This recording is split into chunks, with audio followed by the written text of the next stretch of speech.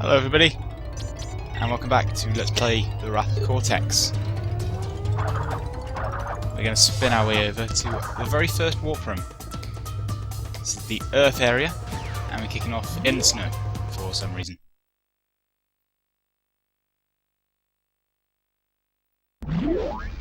What are you looking at, fuzzhead? I'm Rok-Ko, the Earth Elemental.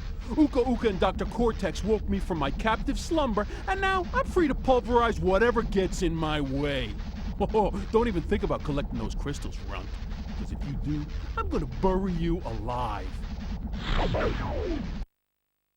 So yeah, just like in previous Crash games, before some levels, I think in this game it's the first, third and fifth levels you complete in the world. You'll see those little recorded messages from whoever the boss of the world is. In this case, it's Rok-Ko, the Earth Elemental. We'll deal with that when we come to it. This is the first world, Arctic Antics. As with all Crash first worlds, it's pretty basic. We've got a few basic obstacles. It's just introducing the initial setup. Usual Crash Bandicoot rules apply. Somewhere in the level there is a crystal. That is what we're here to grab. There's also a gem which we can get by. There's also a gem which we can collect by breaking all the boxes in the level. The enemies aren't too difficult to dodge. Everything's well within our reach. There's no deviously hidden secrets. But there is a secret gem in this world. I think it's the only game in the Crash series where a special gem is hidden in the very first level. So introducing our basic set of boxes, there's the plain box, which you can see on the bottom of this stack. Those contain one apple and are breakable by pretty much anything. The arrow crates, the crates with an arrow on, they're spring crates. We can bounce on those for as long as we like, and then spin them to break them. Or we can body slam them as well. The question mark crates are functionally identical to the plain crates, except they'll contain multiple apples. I keep calling them apples, I should really call them by their proper name. They are Wumpa fruit. Nobody calls them Wumpa fruit, so they're apples. The C is a checkpoint. That's pretty self-explanatory. If we die, we'll start again from that box. It also saves any boxes we've broken up to this point. So if we'd broken like that set of boxes just ahead of the checkpoint and then died, when we returned to the checkpoint, those boxes would have stayed broken. Question mark platform takes us to the bonus stage. These are pretty much essential in every level if you're going for the box gem, because a significant amount of boxes are going to be hidden in these areas. They're always 2D like this, and generally a pretty hardcore test of platforming skills. You also have to be pretty careful. A lot of them you can't just rush through. There'll be little areas where you have to look at the arrangement of boxes and figure out how you can use your skills to reach them. Crash has some great idle animations, as is the case with all the Crash games. See that little platform there? We will say nothing of that platform for now. I'll explain that when it comes to it. The crystal is on this bridge, easily grabbed. Those lined boxes, they're limited spring boxes, I like calling them. We can bounce on them and they'll give us 10 apples and break after 5 bounces. The green exclamation mark will blow up all the nitros in the world, and that gets us the gem.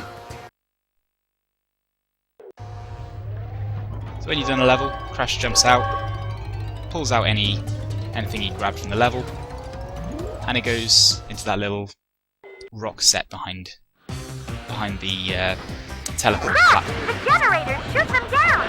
It looks like Neo's using them to make the tornado! So if you play Crash 3, then this kind of level will be very familiar.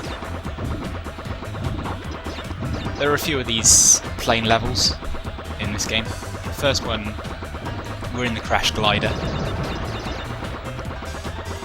The basic idea, there's a certain number of things in the level. Our job is to shoot them all down. The boxes are hanging from there are a number of boxes in the level, they're all hanging from those balloons. Unlike the plane in Crash 3, which fired bullets, I believe, this one fires flaming apples. I don't know either, but it's an early 2000s platform game, best not to question this kind of thing. This is also notable in terms of a level for being... This is, according to various articles I've read, this is the first time in which Crash and Coco refer to Cortex by his first name. Like before that it had always been Dr. Cortex or just Cortex. But in this game it finally becomes officially Neo. At least for Crash and Coco. So this is the annoying, dead, boring part of these levels. After you've killed all but one of the things you need to shoot down, you have to start looking around the area to find whatever balloons you might have missed on your way around. Dying isn't really much of a problem. We see these enemy planes flying around, shooting us. We have a sizable health bar. Shooting those white first aid crates will get us 25% of our health back. All the boxes dealt with, got a gem, last generator dealt with. We got the crystal.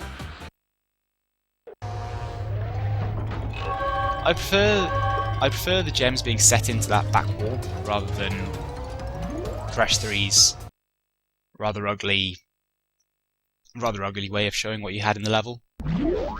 You want a piece of me, Bandicoot? Huh? Huh? Do ya? Huh? Wuss. So welcome to Bamboozled. This is our introduction to the atlasphere. It's officially known as the gyrosphere, but ask anyone what that is. It's a ball with someone in it. It's an atlasphere. Sorry, but that's just the way it goes. These levels are actually really fun. They're generally pretty well designed.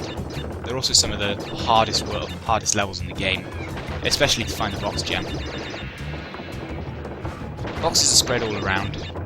There's never going to be a point where, in this level at least, there's no point where we will go past a box and can't get back to get it. At least with enough momentum. A lot of the boxes here are just your basic plain question mark boxes. There's nice little sections like that as well where you get a nice little drop and smash through a load of boxes on your way down. I like that, it's very satisfying. You see the split paths here? Whenever these happen in these levels, it is almost guaranteed there's something hidden, generally beyond a huge stack of nitro crates. This is really where your control is going to be tested on this first level. There's no nasty thin platforms. Same goes for this little lift here. Go up, 2 extra lives, bunch of apples. Yeah, like I said, this is the introduction to the atlasphere, so you can get a kind of a grip on how it handles. It actually handles quite well. It's got some nice weight to it. If you need to pull an emergency brake, it's generally pretty easy to make an emergency stop in it. So you never feel like it's out of your control, even on these kind of roller coaster like sections. So I'm taking it fairly slow to avoid overshooting any of these boxes. If you do just let it run though, down those sections, it won't fly over the lip, and it won't send you off into the abyss, to the jungle floor. So I was going to get that checkpoint, and I just saw out the corner of my eye that stack of nitro crates, and like I said, big stack of nitro crates means something's hidden. Not down there. Over this section here, it's not there either, it's just more nitro crates. And you can hear there the telltale noise of the level exit. So that's just a shortcut to get to the level exit. It'll be very useful later on, but for now we're still missing 35 boxes, so we need to go the correct way round. Let's break that checkpoint and head up this lift. A few more boxes. I didn't actually notice where we got the crystal, so I apologise for that. Up here is the green exclamation mark, and we have 125 boxes. We can grab the gem and get the hell out. Crystal, gem, job done. On to level 4, wizards and lizards. This level is nasty. It's the first of these semi-medieval levels. You'll notice computer equipment all over the place. I lost a lot of lives to this opening section. One, because of that guy there. That wizard fires homing attacks, or homing on you. And those bats as well are a giant pain in the arse, because it's very hard, especially from that side-on viewpoint, to see whether or not they're on the same plane as you. Sometimes you can run safely past them, sometimes you just run into them without even knowing they're there.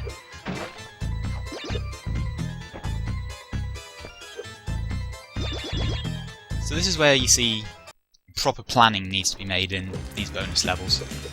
If you hold down the jump button when landing on a crate, so you'll get that little extra bit of height. Same goes for if you body slam in the middle of the air. You get that little bit of extra height, and that allows you to break that box up there, which you couldn't do with a regular jump. The bonuses kind of demand that you look at the arrangement of boxes, as I said in Arctic Antics. Look at the arrangement of boxes, see what's being asked of you, and plan out properly for the sequence of moves you're going to need to get through them. Steel boxes can't be broken at all, so thankfully they don't count toward. Naturally, as they can't be broken at all, they don't count towards your box total. They're often used just as... I can't get that. As you can see, again, poor planning, can't get that extra life box up there. To be honest, at this point in the recording, I'd been on this level for nearly 20 minutes, and I did not care about the box gem anymore. I just wanted to get past this level. So with that dealt with, kind of, we can move on to the second phase of this level.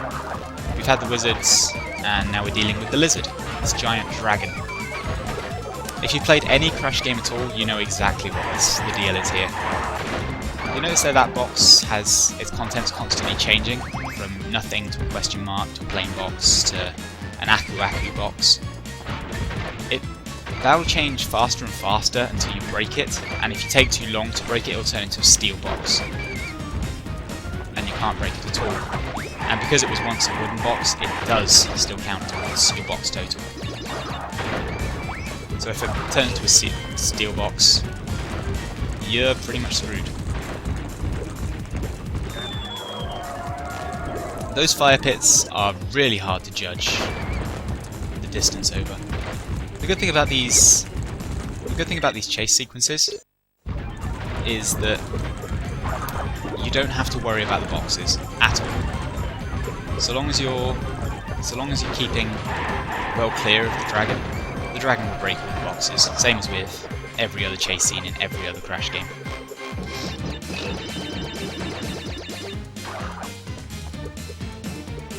Like I said, at this point, do not care about the box gem anymore.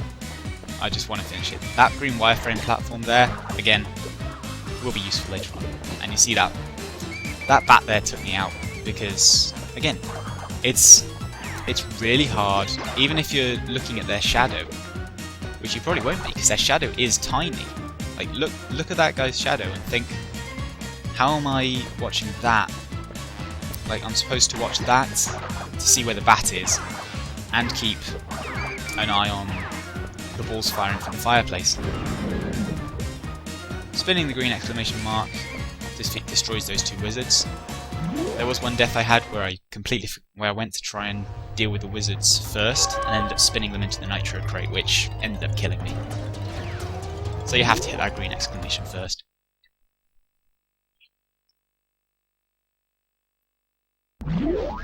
Oh, I'm gonna shake, rattle, and roll your Bandicoot butt. If you have any idea what that's supposed to mean, answers on a postcard. So welcome to A Reactor and our first encounter with the minecart. In the minecart we can lean left, we can lean right, and that's about it. Leaning left or right at those split junctions there will... Leaning left and right at those split junctions there will cause us to change tracks. I was considering it there, but then spotted the nitro. And yes, there I did miss that box. However, I did not actually see that box. So, while you're watching this entire run, bear in mind I have no idea I've missed a box already.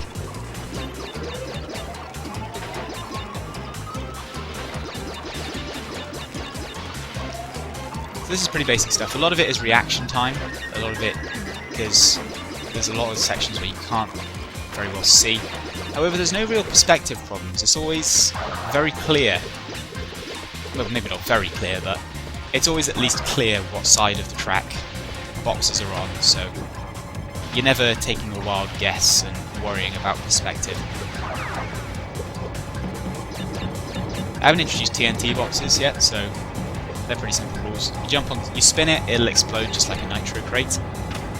You jump on top of it, it starts the 3-second countdown, and you have some time to get clear. Generally they'll blow up an entire stack of boxes. If there's one in the stack, one or two in the stack, it'll blow up any boxes nearby.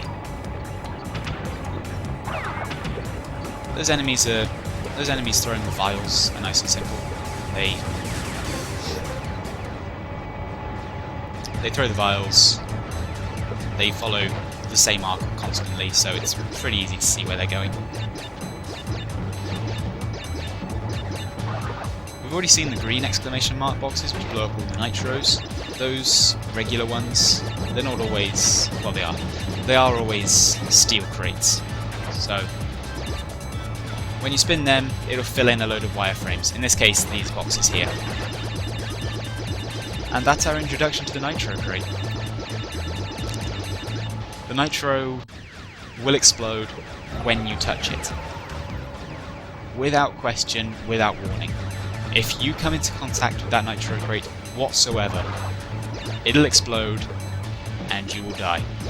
That's why they are the most feared boxes in all the Crash games, and why we need the special green exclamation mark box to destroy them.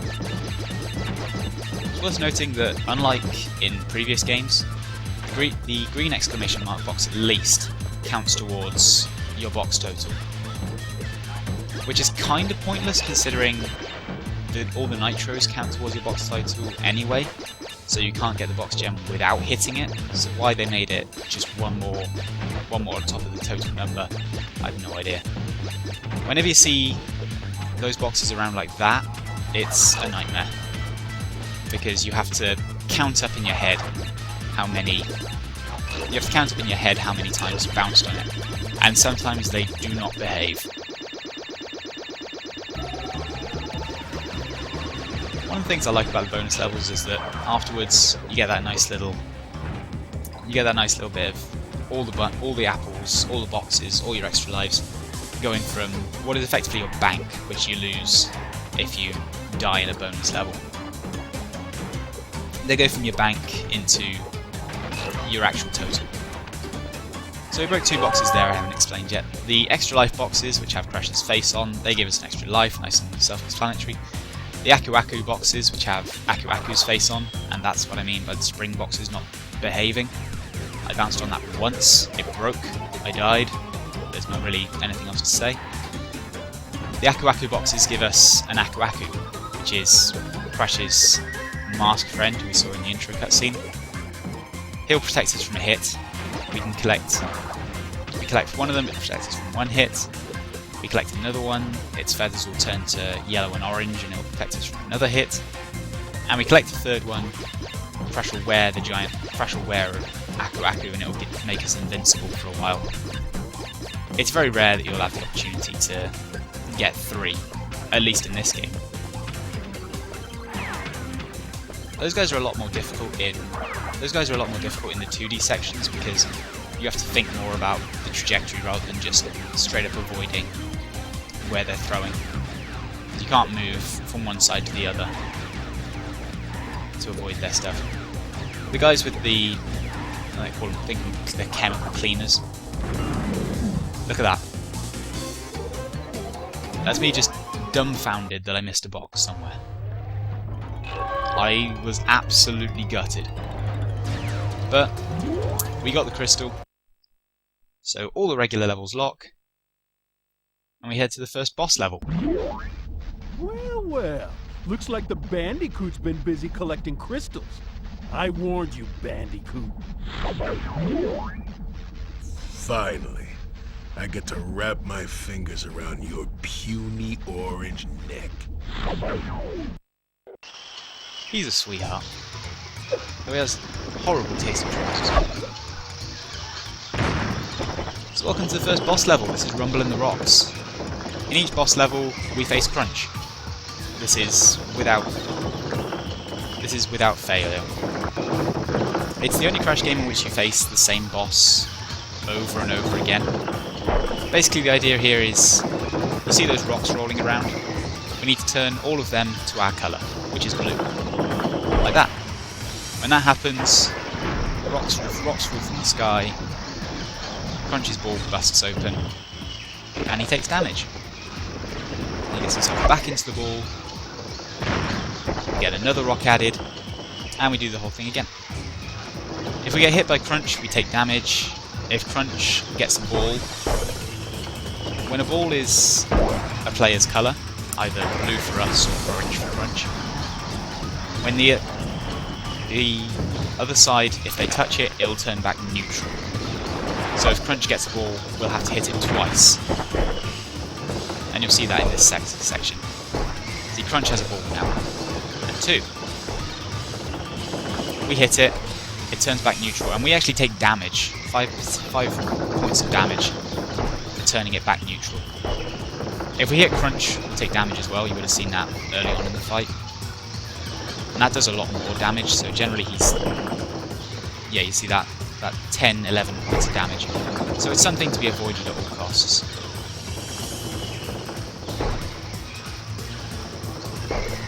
It's very strange, I think, to have a boss battle based on a level gimmick this early in the game. I got very lucky there. My ball, not the only neutral ball, straight into me. But Crunch is defeated, and we get our first power. We hold our L2 while moving around, we'll be able to sneak. And this actually allows us to walk across nitro crates, which is a very useful skill to have. Cortex! When are you and that super weapon of yours going to put an end to that interfering Bandicoot?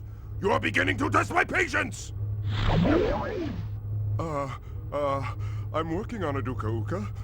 Listen, Crash, you may have outsmarted Rok-Ko, but there are 3 more elemental masks where he came from. And just as luck would have it, they are all significantly more powerful. Ha!